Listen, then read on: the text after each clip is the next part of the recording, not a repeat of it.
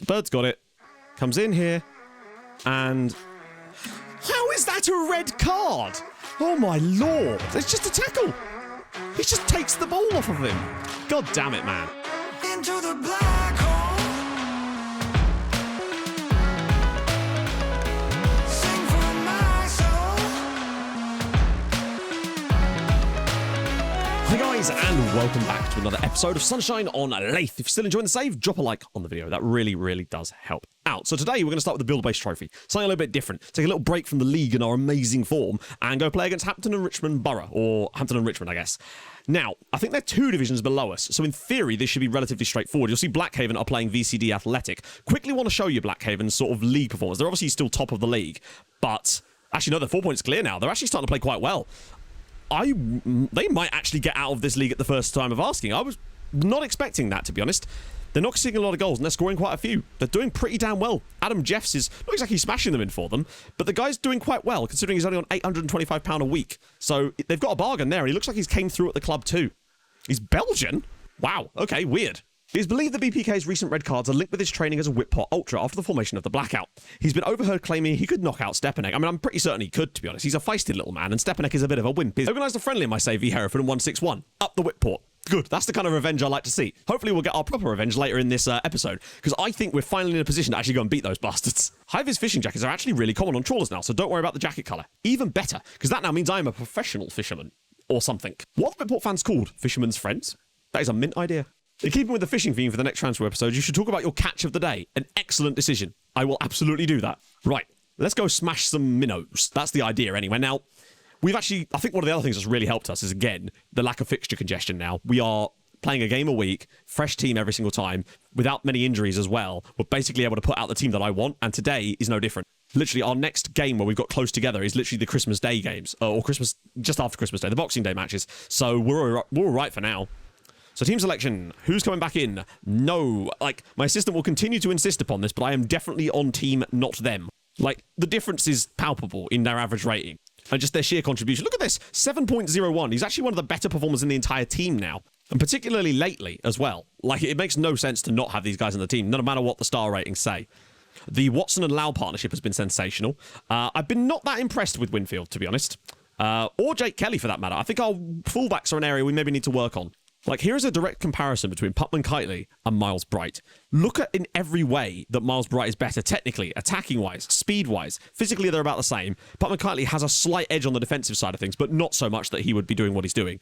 But for whatever reason, Ben Putman Kitely, I think it's his aggression and his determination and his teamwork. I think those 3 things are the reason that he's done so well in this team.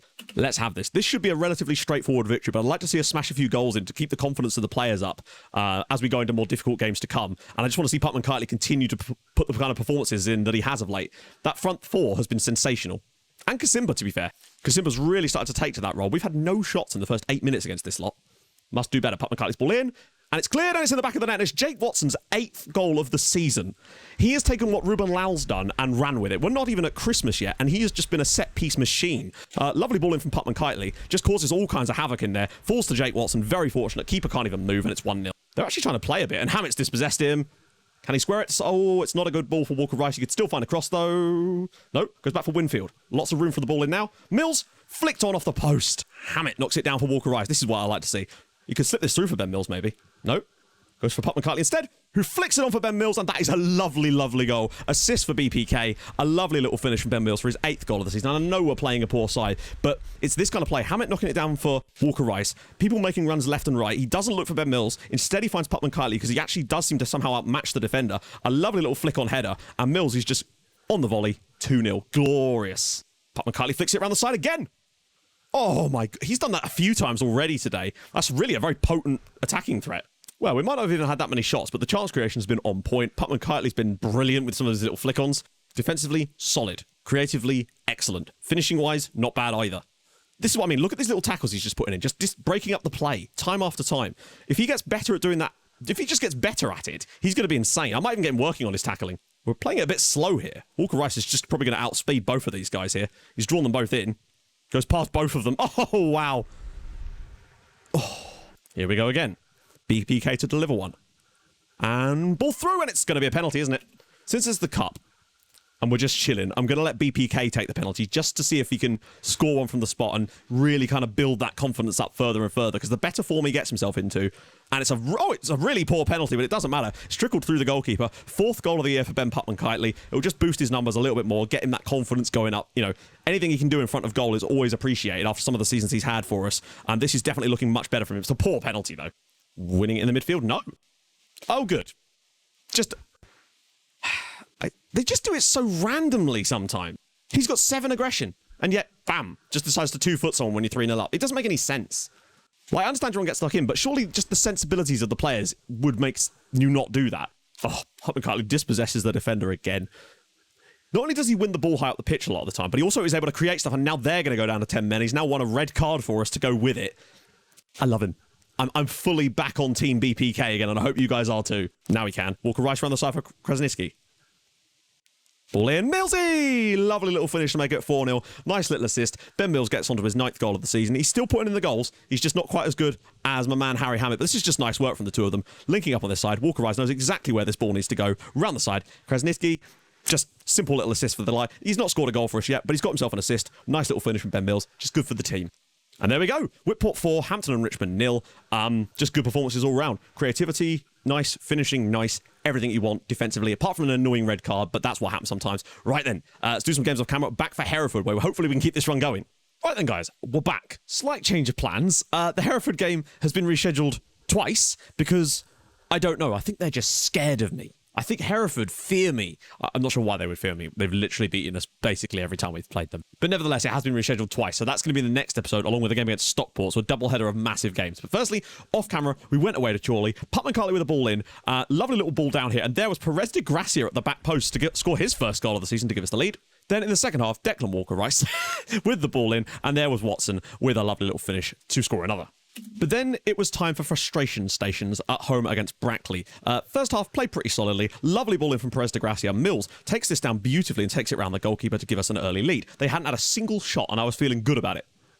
But then, unfortunately, well, such is tradition. Ortega's ball through. Solomon with the flick on header. First shot of the game. Bam, equalising before half-time. We then gave away a penalty straight after half-time, which they were able to dispatch. 2 shots, 2 goals. Thankfully, though, in the 69th minute, Putman-Kiteley's ball was whipped across. An absolute melee in the box, in off the crossbar. Jake Watson levelled it up again. Frustration which was then super compounded with a terrible clearance at home against St Neots. And then they just absolutely breezed through us this point. Beachy gets the ball. Lovely little touch to set himself. Ball, goal, and quite an even game. Came out on the wrong side of it. It's the first time for a while, but a 1-0 defeat at home to St Neots, not fantastic. Straight off the back of that Brackley result. 2 games I think we should have won, or at least got more points than we did. So the lead was dropping. And then we went away to Kettering. An early red card by Miles Bright, playing in because I was resting some players out for the next match, which was then postponed.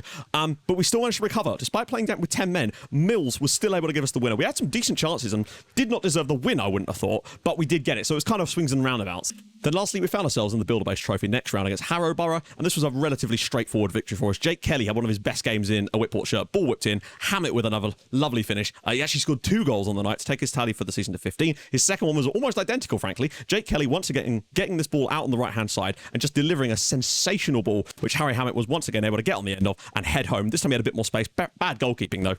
But it wouldn't be us if we didn't concede our only shot against us on target. It was a penalty this time and Harrow Borough got the goal.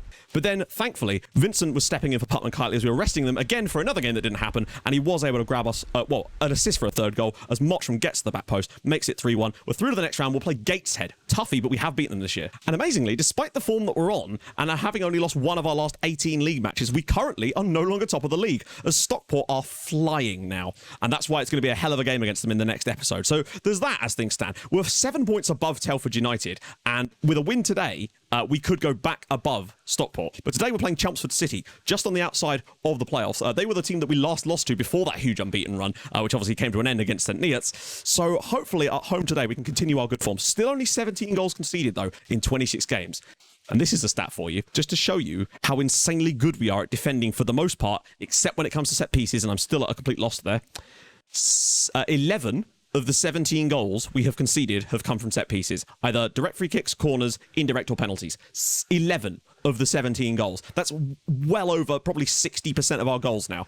It is insane. But that does also mean that we've only conceded 6 goals in 26 matches from open play. These guys are godly when it comes to defending normally, but when they have to defend a set piece, they just haven't got a clue.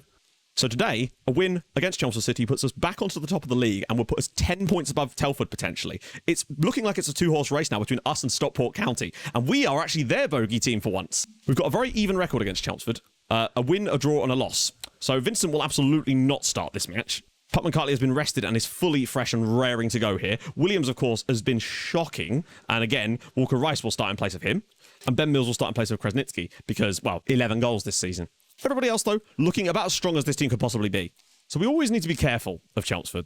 They're an interesting side, and we do have a habit of struggling against this particular... 4-4-2s or anything with a flat 4 midfield seems to be the one... We sometimes get lucky victories, but we never look so dominant against them, you know?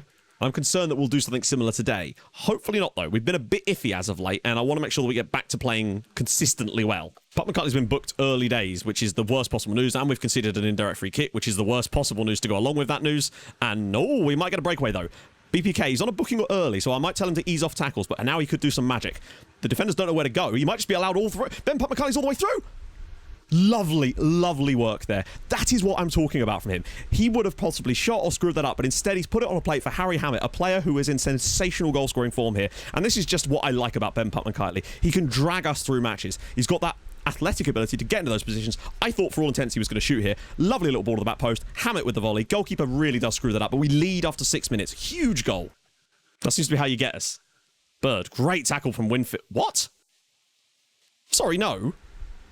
He got the ball. Oh, come on. So that was Winfield this time that's decided to screw us. And that really has given us a problem.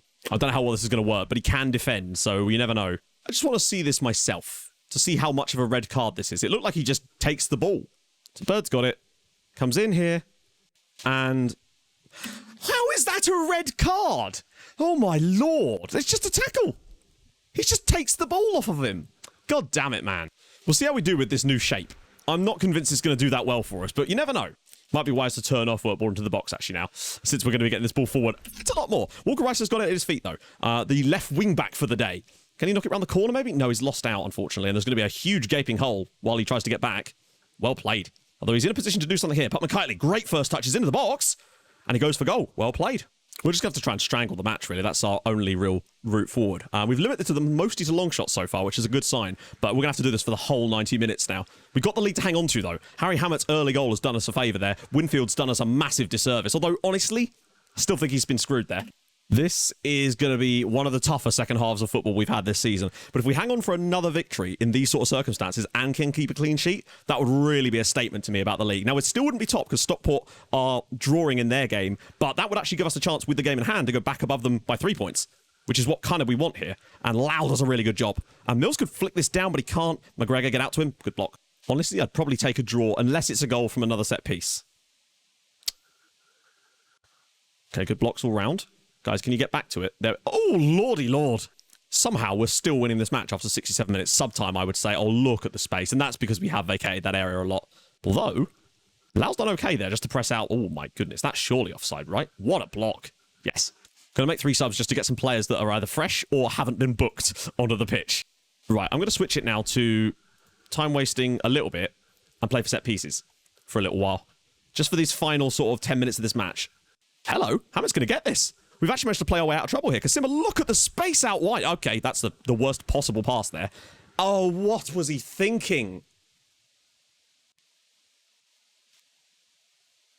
Literally, what the hell? He has a completely open player on the left side of the pitch, and he decides to play an aimless ball through the middle that is then horrendously badly defended in every possible fashion. That is freaking annoying. He had such a good ball on for Declan Walker-Rice out on the left-hand side, and he's done that instead. Mug. And that's probably going to have cost us the win. Unless we come up with a miracle late on. Kresnitsky, Shepherd. He's got room for cross, and there's a guy creeping at the back post. Kasimba. Oh, tipped over the bar. Like, there was no reason for him to pass the ball into that part of the pitch. He's just giving them the ball back, basically. 1-1, Whitport 1, Chelmsford City 1. We don't lose, which is impressive after a red card from 15 minutes into the match, but there was a chance there to stay with Stockport because they are looking absolutely ridiculously good at the moment, just winning game after game, and that's going to be the real title race, I sense. But game in hand does bring us back to within 1 point, and then we had to play them as well, so that's going to be massive next episode. Still super pissed. I think at Kasimba for that horrendous ball, though. We do have a habit of just doing the weirdest red cards. They're always straight reds, and they just, I don't know, they just come out of nowhere. And I know that we play aggressive, I absolutely do, but it's so strange that they do that when they don't even have high aggression, a lot of those players. So no, next episode is going to be Hereford and Stockport. There's also Telford in there too. That is 3 matches that could completely decide the way this season goes now.